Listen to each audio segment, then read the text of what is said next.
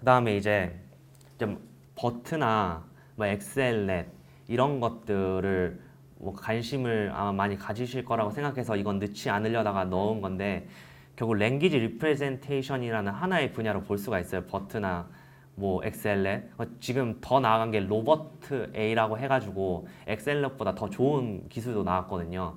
그런 것들을 이제 하나하나 살펴볼 건데요.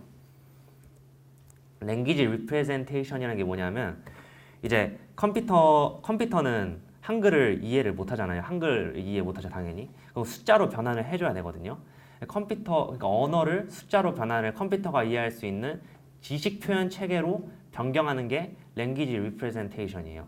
그러니까 인간의 언어를 컴퓨터가 이해할 수 있게 학습할 수 있는 구조로 어떻게 보면 다차원 벡터가 되겠는데 간단히 보면 그런 것들을 이 언어를 다차원 벡터로 어떻게 표현하느냐 그게 이제 랭귀지 리프레젠테이션이라는 분야고 그런 것들이 랭귀지 리프레젠테이션에 쓰이는 게 이제 버트, 엑셀렛 그런 것들이 언어를 어떻게 잘 표현해내느냐 그게 이제 버트, 엑셀렛이고 그런 것들을 이제 버트를 통해서 랭귀지 리프레젠테이션을 한 거를 감정 분석에 써서 성능이 오르는 거고 뭐 QA에 써서 성능이 오르는 거예요. 그래서 인간의 언어를 어떻게 컴퓨터한테 잘 이해할 수 있게 잘 학습할 수 있게 표현하느냐 그거에 따라서 성능이 많이 왔다 갔다 거리는 거죠. 그래서 버트가 뭐 감정 분석에 뭐 특화된 뭐 QA에 특화된 이런 게 아니라 결국 가장 밑단에 인간의 언어를 어떻게 컴퓨터의 지식 표현 체계로 학습할 수 있는 표현 체계로 잘 표현해 주느냐 그게 버트나 엑셀렛이냐 그런 개념입니다.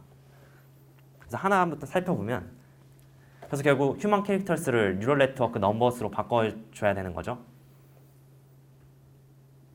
결국 이런 식으로 간단하게 생각해보면 더는 32, fat은 832 이런 식으로 숫자 컴퓨터가 이해할 수 있는 숫자 표현 체계로 변경하는 것입니다. 근데 과거에는 어떻게 했냐면 원핫 인코딩이라고 해가지고 그냥 이 단어일 때 그냥 1 붙이고 나머지는 다 0으로 해줬어요. 그게 뭐냐면 뭐 독일, 캣, 뭐 햇 이렇게 세 개의 단어가 있을 때 독은 뭐 100, 캣은 010, 뭐 햇은 뭐 001 이런 식으로 그 해당하는 단어에 대해서 1 붙여주고 나머지는 다 0으로 해주는 거죠. 그거를 생각을 해보면 그러면 단어의 개수가 n개라고 할 때 결국 그 차원은 n 차원이 되겠죠. 왜냐면 그 단어에 해당하는 건 1이 되고 나머지는 다 0이 되니까. 근데 이거의 단점은 그 단어가 인간에 쓴 단어가 엄청 많은데 뭐 1000만 개, 뭐 예를 들어 1000만 개 쓴다 하면은 원하는 인코딩을 했을 때는 1000만 차원을 컴퓨터한테 학습을 시켜야 되는 거예요. 그러니까 상당히 비효율적인 거죠. 그리고 또 하나 생각해 보면은 뭐 독과 캣이 그냥 1로 돼 있기 때문에 단어 간의 관계를 파악하는 게 불가능합니다. 왜냐하면 그냥 1로 표현돼 있고 뭐 그냥 나머지 다 0인데 뭐 단어 간의 관계를 표현할 수가 없잖아요. 뭐 동의어 같은 경우는 뭐 같은 일로 할 수 있겠지만은 뭐 그런 관계들을 표현할 수 없는 단점이 있어요. 그래서 원활 인코딩은 단어들 간의 관계성을 고려하여 표현하지 않는다는 단점이 있고 n개의 단어에서 n차원이 필요하게 된 것입니다. 그래서 말씀드린 원활 리프레젠테이션은 이제 매우 높은 디멘션을 가지는 문제점이 있어요. 결국 그거는 메모리 익스펜시브 문제가 있고 이런 것들이 이제 굉장히 스파스하다라고 합니다. 드문드문 있다는 거죠. 굉장히 스파스한 방식. 그럼 스파스한 방식의 이제 반대가 이제 덴스한 건데 이제 이거는 이제 관계를 표현할 수 없다는 거를 말씀을 드리는 거고요. 그래서 일반적으로 원활 인코딩과 같은 스파스한 방식으로는 표현된 단어를 더 낮은 차원의 덴스한 실수 공간으로 이제 매핑을 해야 돼요. 그러니까 결국 이거가 011이 아니라 실수로 표현하게 되면은 결국 더 벡터의 차원을 더 줄일 수가 있겠죠. 그리고 관계성도 어떻게 보면 표현을 할 수가 있고요. 그런 것들이 이제 워드 투 벡터, 뭐 글로브, 패스트 텍스트 이런 것들이 결국 워드 인베딩 기술입니다. 그래서 단어를 덴스한 실수 벡터로 표현하는 게 이제 워드 인베딩 기술이고요.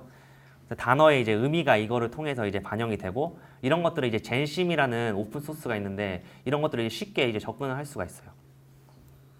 어떻게 예측을 하냐면 이제 워드 투 벡터에는 두 가지 기술이 있습니다. 이제 컨티뉴어스 백업 월드하고 스킵그램이라는 게 있는데 컨티뉴어스 백업 월드 같은 경우는 뭐 단어가 저렇게 있을 때 뭐 더, fat, set, on 뭐 가운데 이제 cat 있을 때 이제 캣을 예측하기 위해서 그 주위 문맥 윈도우 사이즈라고 하는데 그 주 더, fat, set, on을 보여주는 거죠. 그래서 이제 캣을 예측하기 위해서 주위의 단어 각각 두 개씩을 보는 거. 그 개수는 이제 본인이 설정하기 나름이고요.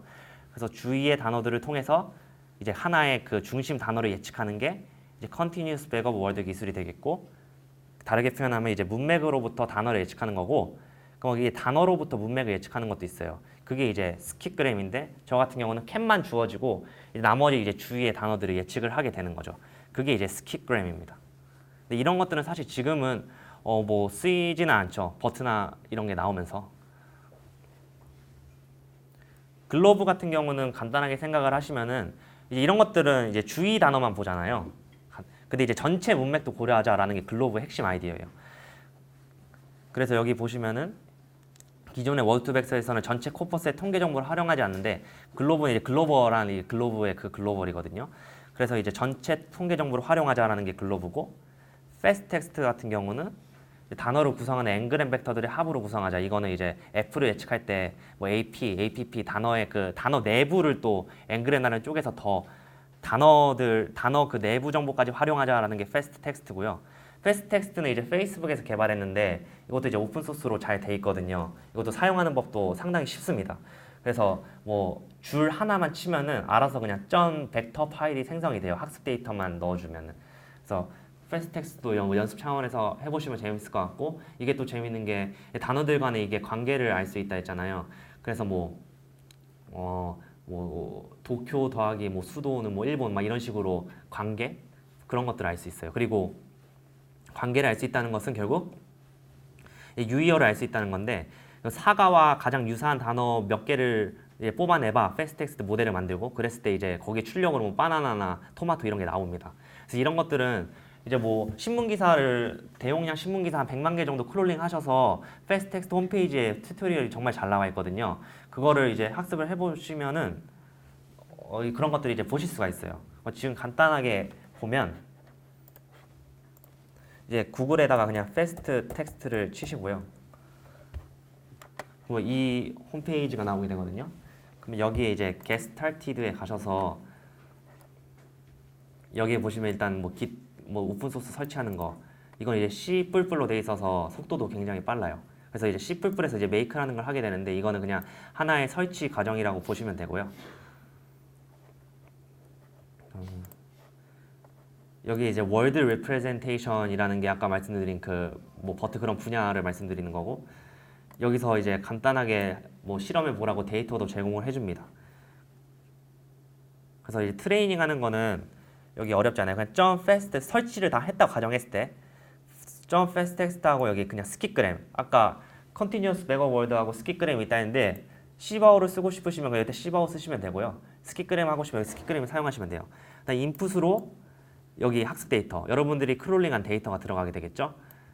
그 다음에 아웃풋으로는 리절트하고 이렇게 되어 있는데, 아웃풋은 결국 .100 파일하고 .bin 파일이 나와요. .100 파일 같은 경우는 뭐 차원, 뭐 고차원의 벡터, 단어 벡터 이런 식으로 돼 있고 열어보실 수 있고, bin은 이제 바이너리 파일이니까 열어볼 수는 없어요. 근데 바이너리 파일로 나중에 적용할 때가 더 빠르겠죠. 그렇게 하면 이제 학습이 끝나게 되고요. 그래서 열어보시게 되면은 더는 이런 벡터, 오브는 이런 벡터, 이런 식으로 이제 파일이 구성이 되게 돼요. 이게 원합 인코딩과 다른 거죠. 원합 인코딩이면 여기 011, 뭐 101 이렇게 돼 100 이렇게 돼 있을 텐데, 이거 같은 경우는 덴스한 이제 벡터, 고차원의 벡터로 표현이 되게 됩니다. 그리고 이제 아까 말씀드린 뭐 유사한 거 찾아본다 이런 것들은 뭐 여기에서 이렇게 찾아보실 수 있어요. 뭐 벡터 이렇게 찾는 거, 그다음에 nearest neighbor 컬이 이게 유사한 거 찾는 건데, 여기 그냥 fast text nearest neighbor의 NN이거든요. 거기에 이제 그 결과물로 나온 파일, 제가 .100과 .bin이 생성된다 했는데 여기서 .bin을 한 거죠. .100을 해도 상관없습니다. 하면은 뭐 여기에 이제 유사한 단어들이 쭉 나오게 돼요.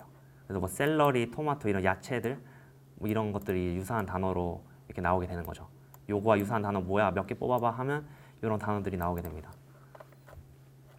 요거 같은 경우는 뭐 콜앱에서도 아마 하실 수가 있을 거고, 뭐 회사를 다니시는 분이라면 서버가 있으시면은 금방 해보실 수 있으니까 아마 해보시면은 그냥 경험해 보시기에 좋을 것 같아요.